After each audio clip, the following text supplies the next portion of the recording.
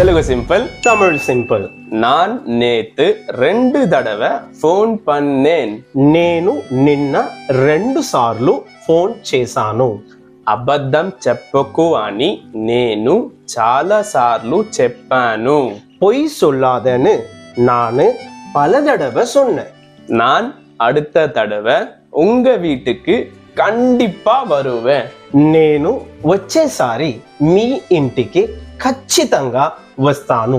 నేను నిన్న చిత్తూర్కి వెళ్ళాను. நான் நேத்து சித்தூருக்கு போனேன். நம்ம ఫాలోవర్స్కి ஒரு లైక్ పోడు. మన ఫాలోవర్స్ కి ఒక లైక్ వేయండి. நன்றி. எப்பா ஒரு ரிக்வெஸ்ட் அப்பா, என்னடா?